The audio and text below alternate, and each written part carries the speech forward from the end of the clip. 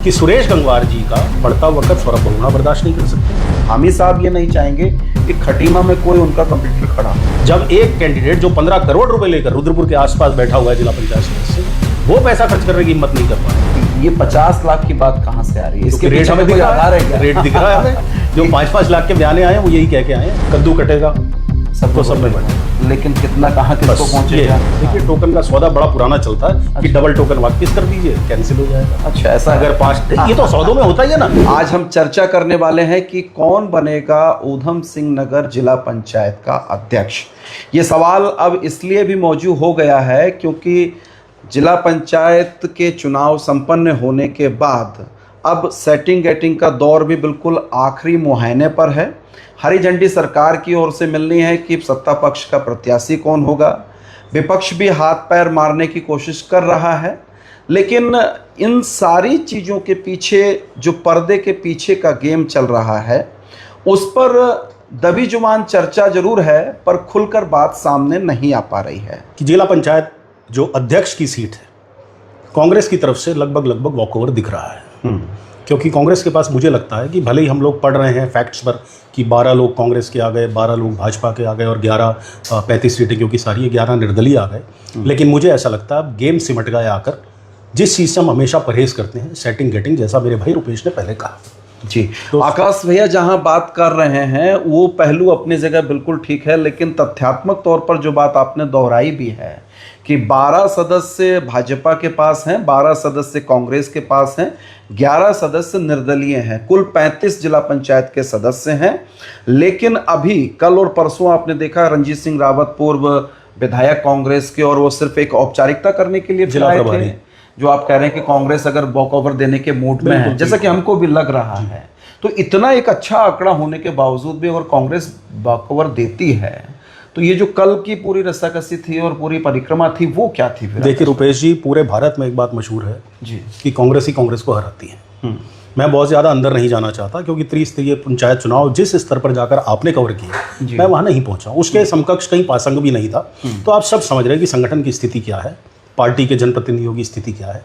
कांग्रेस आज की तारीख में कंधे डाउन करके बैठी है। कांग्रेस के पास सेटिंग गेटिंग का खेल, भले ही 12 लोग उनके हैं, लेकिन जो चीज़ इसमें लगती है अर्थाभाव जिसे कहा जाता है, और जो रेट्स चल रहे हैं, मतलब मुझे बड़ी शर्म लगती है, मुझे बड़ा दुख लगता है कि एक तरफ तो हम कहते हैं कि democracy is a government by the people for the people of the people, और उसके बिल्कुल जनता के लिए जनता का शासन, जनता के द्वारा शासन, और डेमोक्रेसी की धज्जियां उड़ती हैं, हर बार उड़ती हैं, कोई नई बात नहीं। अर्बन में कहीं उड़ती हैं, रूरल में कहीं उड़ती हैं, रूरल में उड़ रही हैं, कुछ टाइम पहले अर्बन में उड़ी थी।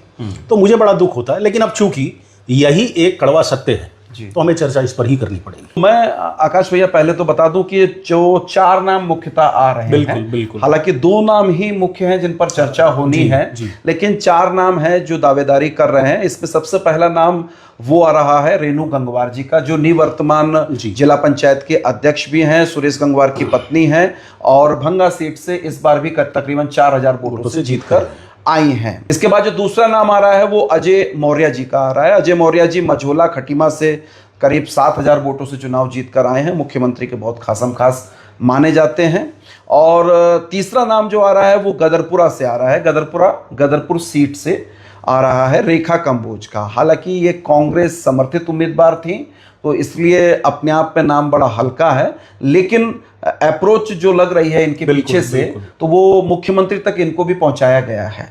और चौथा नाम है वो अमनदीप कौर का है। अमनदीप कौर प्रतापपुर नानकमत्ता विधानसभा क्षेत्र की जो जिला पंचायत की सीट है उससे निर्वाचित होकर आई हैं और सबसे ज़्यादा 10,000 वोटों से चुनाव जीती हैं।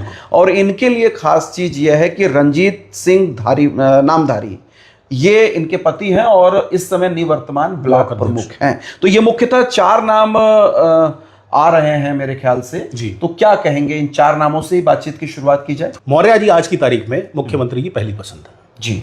इस वजह से हो सकता, मैं वही उसी वजह पर ही आ रहा हूँ कि सुरेश गंगवार जी का बढ़ता हुआ कद सौरभ बहुगुणा बर्दाश्त नहीं कर सकते। ठीक है। और सौरभ बहुगुणा से सीधी नाराजगी मात्र जब 1.5 वर्ष रह गया, और इसको एक तरह से ये भी कहा गया था कि ये जो 2027 के इलेक्शंस का एक तरह से वर्चुअल सेमीफाइनल है, और बहुत ज्यादा सीटें कोई भाजपा नहीं लेकर आई है। ऐसी आप ऊधम सिंह नगर नहीं देख लीजिए, 12 सीटें हैं। तो ऐसा नहीं है कि एंटी इनकम्बेंसी नहीं है, उसके साथ भी। तो ऐसे में एक मंत्री की नाराजगी झेलना क्योंकि उसका भी एक वोट बैंक है। मुख्यमंत्री उसे अवॉइड करने का प्रयास करेंगे। और सबसे बड़ी बात, उनके गृह क्षेत्र से आते हैं मौर्य जी, और उनके खासम खास हैं। लेकिन मुझे जो जानकारी आकाश भैया ये आ रही है कि भाई अपने स्तर पर सुरेश गंगवार ने कई सारे सदस्यों को घेर रखा है, और एक तरीके से कहा जाए व्यापार की दृष्टि से करते हैं, बिल्कुल शब्दावली के हिसाब से तो बयाना बट्टा भी कर रखा है, टोकन भी जा चुके हैं। हाँ, बयाना बट्टा कर रखा है। तो ऐसे में आप कहां देख रहे हैं अजय मौर्य को और रेणु गंगवार को? एक व्यक्ति कांग्रेस समर्थित उम्मीदवार जीते हैं, बहुत बड़े धनी व्यक्ति हैं, धन बल के मामले में उनका कोई तोड़ नहीं। मतलब वो जिला पंचायत के एक एक सदस्य को उतना पैसा देने को तैयार थे जितना कोई सोच भी नहीं सकता। अच्छा, अब आप कल्पना करिए। लेकिन वो व्यक्ति कल से ठंडा हो गया, क्योंकि उसको ये कहा गया, सत्ता के जो सूत्र थे, सत्ता के जो लोग थे, उनको द्वारा, कि अगर आप ये कर्म करोगे तो आपके यहाँ सबसे पहले इनकम टैक्स और ईडी के छापे पड़ेंगे। ये किस क्षेत्र के हो सकते हैं वो व्यक्ति जिनका आप जिक्र कर रहे हैं? बस आसपास ही, गदरपुर क्षेत्र तो नहीं, आसपास ही। अच्छा, आसपास ही। तो स्थिति ये है कि कांग्रेस का आदमी इसलिए भी डर रहा है कि सत्ता बल उसके पास नहीं है, धन बल अगर है भी। तो ऐसे में सुरेश गंगवार, कांग्रेस उन पर जा सकती है, जाएगी या नहीं ये मैं नहीं कह सकता, ये अभी डिसाइड नहीं है। लेकिन कांग्रेस गंगवार का भी तो कोई अपना स्थायित्व तो नहीं है ना कि वो फिर उसके बाद क्या बिल्कुल क्या करेंगे। अगर अध्यक्ष बन भी जाएंगे तो वो कांग्रेस में रहेंगे। और रही बात बयाने की, आपने जो बात की टोकन की, देखिए टोकन का सौदा बड़ा पुराना चलता है कि डबल टोकन वापस कर दीजिए, कैंसिल हो जाएगा। अच्छा, ऐसा अगर 5, ये तो सौदों में होता ही है ना, प्रॉपर्टी में जब आप टोकन देते हैं तो अगर आपने कैंसिल करना होता तो डबल टोकन वापस देना पड़ता है। रेखा कंबोज जी को तो आपने खारिज कर दिया कि वो कांग्रेस के पृष्ठभूमि से आती है। हालांकि मुलाकात हुई है, कश्मीर लाल कंबोज जी की मुलाकात मुख्यमंत्री से हो चुकी है देहरादून। मुलाकात तो बाजपुर के भी जिला पंचायत सदस्य जो सामान्य जाति से आते हैं उनकी भी हुई। नहीं, वो क्या सीट ओबीसी हो गई। सीट ओबीसी है। वो बड़े शान से कह रहे थे वहां से मुलाकात करने के आने के बाद कि मैं जिला पंचायत अध्यक्ष बनने वाला हूँ, मैं अपने परिवार की परिपाटी कायम रखूंगा।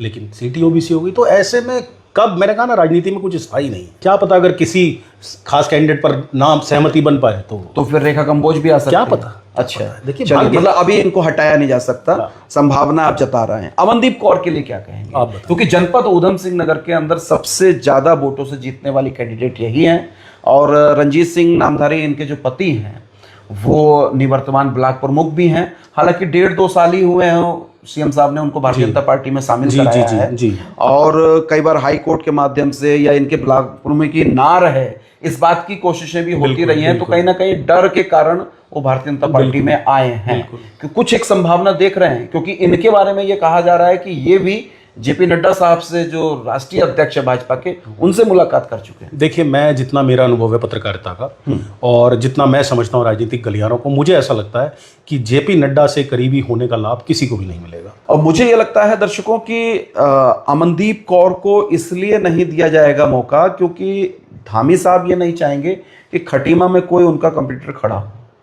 और रंजीत सिंह नामधारी जो है, ये अपने आप में, चाहे वो पैसे के आधार पर कहिए या उस दूसरे तरीके का प्रभाव कहिए, ये अच्छा खासा प्रभाव रखते हैं। इस हिसाब से दर्शकों जो बातचीत का लबोलबाब निकल कर आता है, और आकाश जी जो कह रहे हैं कि रेखा कंबोज बाई चांस, है ना। देखिए, और आपको एक चीज पहले कही, भाग्यम फलति सर्वत्र नाचा विद्या पौरुषम जी। तो भाग्य जिसका होगा, अंतिम है, भाग्य अंतिम। लेकिन भाग्य को भी निर्धारण करने के लिए कर्म करना पड़ता है। कर्म सभी कर रहे हैं, महत्वपूर्ण है। तो कर्म करने में ये चारों लोग अभी लगे हुए हैं। ये किसी को आप कहेंगे कि हल्के पड़ गए, जैसे आपने कहा? नहीं, मुझे सुरेश गंगवार का लगता है कि वो हल्के पड़ गए। हल्के पड़ गए जी, बिल्कुल। ये बड़ी बात आप कह रहे हैं। कांग्रेस के पास पहुंचने का मतलब ही यही है। अच्छा जी, हथियार डाल दिए? हथियार नहीं डाले, हाँ, अब वो दूसरे खेमे से लड़ने की कोशिश करें, जबकि दूसरा खेमा पहले ही कंधे डाले बैठा है। तो दूसरा खेमा, देखिए पैसे की कमी नहीं होगी ना सुरेश गंगवार के पास, और अगर दूसरा खेमा ये आश्वस्त कर दे जी कि नहीं ठीक है, आप आइए करिए और कांग्रेस के परचम पे आप चुनाव लड़िए, तो 12 उम्मीदवार हैं और 11 निर्दलीय हैं, तो फिर पासा पलट भी सकता है। आप ही की बात से, आप ही की प्रश्न का जवाब देता हूँ जी। आपने भी नाम लिया उनका, अमनदीप कौर के पति का। हाँ, आपने कहा कि 1.5 साल पहले वो भाजपा में आ गए, ठीक है, क्योंकि उनकी सीट जाने वाली थी, उनका ये जाने वाली थी,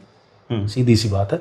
तो देखिए, भय बिन प्रीत ना होई जी, विनय न मानत जलद जड़, गए 3 दिन बीती, बोले राम सखौ तब भय बिन होए ना प्रीति। हाँ। जब एक कैंडिडेट जो 15 करोड़ रुपए लेकर रुद्रपुर के आसपास बैठा हुआ है, जिला पंचायत सदस्य, वो पैसा खर्च करने की हिम्मत नहीं कर पा रहा, अच्छा, तो आप कैसे उम्मीद करते हैं कि ये जो 12 कैंडिडेट कांग्रेस समर्थित है, अगर इन्हें 50-50 लाख रुपए मिल जाता है तो ये क्यों वोट देंगे? वो सत्ता के साथ जाएंगे ना। तो ये 50 लाख की बात कहां से आ रही है? इसके रेट हमें दिख रहा है, रेट दिख रहा है हमें। जो 5-5 लाख के बयाने आए हैं वो यही कह के आए हैं। देखिए, यही दुर्भाग्य है। हाँ। भारत जो है गांवों में बसता है, और गांवों में ही भारत की स्थिति ये हो गई है कि गांव में वोट बिक रहे हैं, लोग बिक रहे हैं, जिला पंचायत सदस्य बिक रहे हैं, ब्लॉक सदस्य बिक रहे हैं। ये बड़ी दुर्भाग्यपूर्ण स्थिति है और मैं इस तरह की राजनीति में बिल्कुल पसंद नहीं करता। लेकिन चूंकि पत्रकारिता मेरा धर्म है, मैं इसलिए करता हूँ इसे। हालांकि इस कीचड़ को उतरने के बाद भी साफ नहीं किया जा सकता। ये स्थितियां बड़ी विकट, हालात बहुत गंभीर है, बहुत गंभीर है। और जो ये जो जुबान पर बात निकल के आ रही है कि 5 लाख का टोकन मनी दी जा चुकी है, 50 लाख तक बात पहुंच रही है। कई एक कैंडिडेट ऐसे हैं कि साहब वो फॉर्च्यूनर प्लस 50 लाख तक भी बात पहुंच रही है। और कई कांग्रेस समर्थित ऐसे हैं जो कह रहे हैं सिर्फ हमारा खर्चा दे दो। अच्छा, हमारा 22 लाख खर्च हुआ है, मैं 22 लाख दे दूँ, उसने में ही भाजपा को वोट दे देंगे। अच्छा, ऐसे भी जिला हमारा 22 खर्च हुआ है, 25 खर्च हुआ है, तो हमें वो उतना दे दीजिए।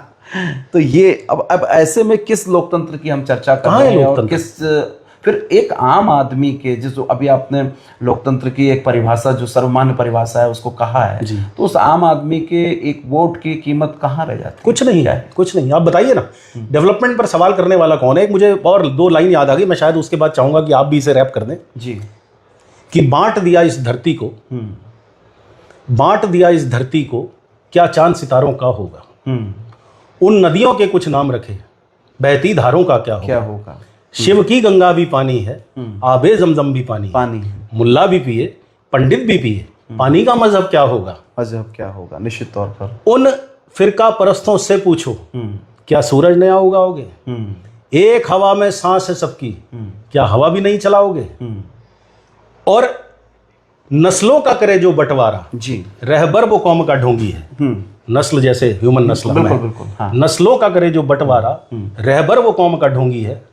क्या खुदा ने मंदिर तोड़ा था या राम ने मस्जिद तोड़ी? सही बात है, ये बहुत मौजूद सवाल है। और इस बात को, इस बारीक चीज को अगर लोग समझ जाएं तो तमाम सारे राजनीतिक जो षड्यंत्र हैं वो बेनकाब हो जाएंगे। क्या आप ये कह सकते हैं कि अजय मौर्य ही नंबर 1? देखिए, मेरा अपना अनुभव, मैं गलत भी हो सकता हूँ। इसके कुछ एक पॉइंट्स अगर हम कहें कि यही पॉइंट्स मुख्यमंत्री से नजदीक, मुख्यमंत्री के नजदीक सौरभ बहुगुणा का बहुत ज्यादा विरोध, ठीक, सुरेश गंगवार के लिए 2 चीजें, और यही कद्दावर कैंडिडेट यही 2 हैं। हाँ। बाकी 2 मैं समझता हूँ। और तीसरा मुझे लगता है कि चूंकि अजय मौर्य जी जो है वो मुख्यमंत्री पुष्कर सिंह धामी के पहले भी बहुत निकटवर्ती रहे हैं, सारा कामकाज, सारी चीजें बिल्कुल वो संभालते रहे हैं चुनाव का, तो कोई संकट वाली बात नहीं होगी। अजय मौर्य जिला पंचायत अध्यक्ष बन जाएंगे तो कोई राजनीतिक संकट नहीं उनके लिए नहीं आना। बिल्कुल, ये सारी चीजें हैं। एक बार मैं फिर आंकड़ों को दोहरा दूं दर्शकों, 12 सीटें जो मिली हैं भाजपा को 35 में से, वो 4 सीटें आ रही हैं खटीमा ब्लॉक से, मुख्यमंत्री का जो अपना गृह क्षेत्र है। 3 सीटें सितारगंज से आ रही हैं, 2 सीटें गदरपुर से आ रही हैं, रुद्रपुर में कोई सीट नहीं है। तीनों की तीनों सीटें जो है वो कांग्रेस के पास गई हैं, तिलक राज बेहड़ के नेतृत्व में जीती गई।